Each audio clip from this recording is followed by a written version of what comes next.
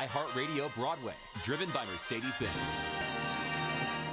It's a tricky one because this is a wildly original show. It's not based on any movie or TV show or book.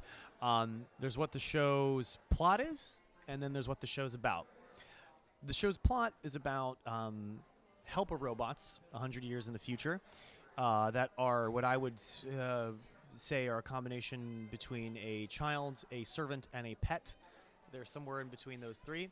And two obsolete helper bots meet under kind of funny circumstances and hatch this plan to connect with a former owner. That's what the story's plot is. 90 to 100 minutes worth of that hijinks.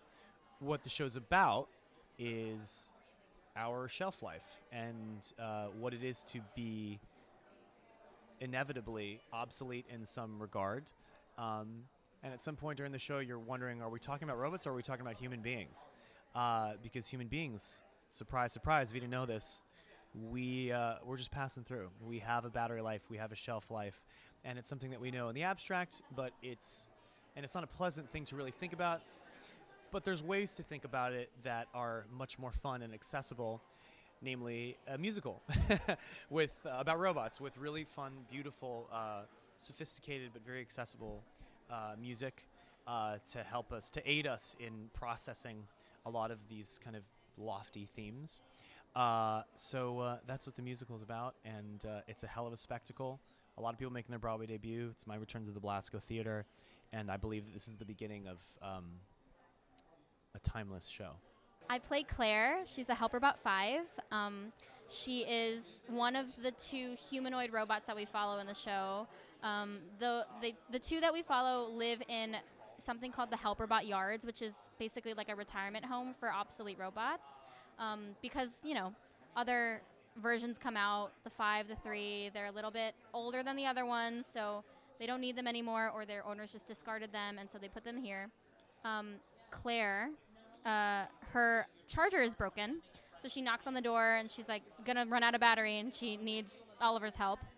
And from then on, we kind of learn a lot more about where Claire comes from and like her previous owners and why she is the way she is. She's been discarded, so she knows what that feels like. And she kind of is like interested in the way that Oliver has a very optimistic point of view. It has more of a cynical one, a more worldly view, I guess. And so she's like, you little puppy dog, like you don't even know what's going to come after you. But actually she learns a lot from that perspective. She learns a lot about like, even despite being hurt, we can try again and we can still like do it even though we know loss or pain is on the other side of it. Gil is a 1940s to the 1960s jazz crooner. He kind of ran around with Frank Sinatra, Dean Martin, Mel Torme, all those guys. And he is the main character's favorite singer. And a lot of the things Oliver knows about life and human interaction, he's learned from Gil's music. I am Oliver's owner. He is my helper bot. And we have a deep connection, a friendship, almost like a father-son relationship. And then along the story, I play a couple of different other parts that help push the story along. Yeah, this opportunity, this show is just so special. It's wild because it's a 4-person onstage cast and 8-person total cast. Yeah. But the size of the world that we're existing in is so expansive and huge. And I think it's just such a beautiful representation of how our lives are as human beings in this world, this wild, crazy world we live in. And you're right, the story is has such a human, beautiful heart. So I hope you come see it. Maybe Happy Ending takes place in the future in Korea and centers on Oliver and Claire, who are two helper bots who are, for all intents and purposes, robots who have been manufactured to help humans. They're there to lift boxes, to do your taxes, to be your best friend, whatever you need them. They look, sound, and are people, for all intents and purposes. But like your old iPhone that you either like put in a drawer or trade in when you get a new model, they are now obsolete. And so instead of being melted down or sold for their parts, they've ended up in a retirement facility for helper bots. And they live across the hall from each other, end up meeting in sort of a fabulous meet cute fashion, and go on the adventure of their lives together. And over the course of that, end up both falling in love and coming to terms with and reconciling their own mortality.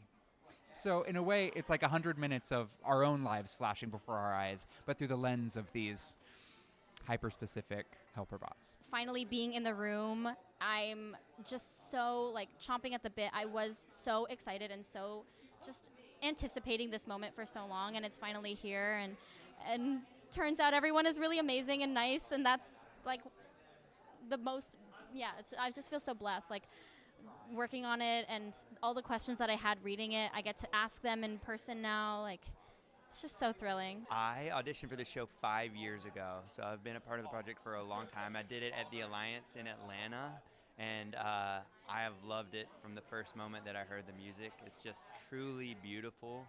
It's such an interesting fusion of, like, I'm singing songs that sound like jazz standards truly, and then there's other songs that are very musical theater. It's just a great mix of music. Yeah, so I'm excited. This musical in particular, it reads like a play with music, you know, and granted, you know, Darren and Helen do the heavy lifting. They're literally on stage the whole time, and it's been such a pleasure to be able to see them work and see their creative process and just trying different things, and you know, it feels like a collaborative room, led by the helm with our wonderful director Michael Arden. He just creates such an environment of creativity, and everything feels safe and collaborative. And we're having a blast in the room. I don't want to spill too much, but like from what we've seen, it's just fantastic. I've never seen anything like it on a Broadway stage. Like it's so exciting when there's like such innovation being showcased at the highest level. And like every department in the show, from costumes, wardrobe to like, you know, lighting and projections, it's just so fantastic. And you really people just need to be in the room to experience it fully, you know. Yeah. I think audiences will most enjoy like the spectacle of everything. We had our design presentation earlier last week, and there's so much cutting edge technology and like forward stuff that we're using in the scenic design, the lighting design, the video, and audio, and just everything about it is so appropriate for the show in that like it takes place in the future, so like everything is so futuristic and cool. And then our music is the exact opposite, and so the juxtaposition of having this nice delicate chamber and like intimate sound put up against all of this really high-tech happenings on stage, I think the audiences are really going to enjoy the whole experience. It's such a dream to get to sit in this room specifically and getting to watch Michael Arden, our amazing director, Tony Award-winning director, like such a dream to watch him work, and our amazing writers, Will and Hugh, and of course like Helen and Darren and the rest of our cast. It just feels like a room full of people who are so excited to do this musical and are so like, it feels like everyone's baby, which is like such a cool feeling. Oh yeah, absolutely. Like in rehearsal, where it's like we all care so much about the show, and like everyone is putting their heart and soul into it, because like at the end of the day, this musical is like about love. And so I just feel like that's what we get to experience in rehearsal. I was talking to my mom about this show actually recently in Atlanta, and some of the people that have seen it, the Atlanta production, and they said, I love how this show deals with real and deep topics, but in a way that doesn't make you feel heavy after. You actually like feel light, and you feel better for it when you walk out of the theater. So I'm excited for people to experience a story and experience these themes that we all deal with every single day and we're faced with every day, but in a way that makes you think about it differently and view it differently. I feel like as actors, we're always, you know, we always get on board with every project that we're doing, you know. But this one in particular, I truly believe in. It's such a special show. It really is special. It's intimate in its story. It's universal in its themes, and I think it's going to be something that everybody can connect with. It's not your usual Broadway musical, and that's why I think hopefully we bring in a new audience who, you know, both love classic musicals, who love sci-fi, who love love stories, who love anime. It's really a show for everyone and for many specific groups at the same time. iHeartRadio Broadway, driven by Mercedes-Benz.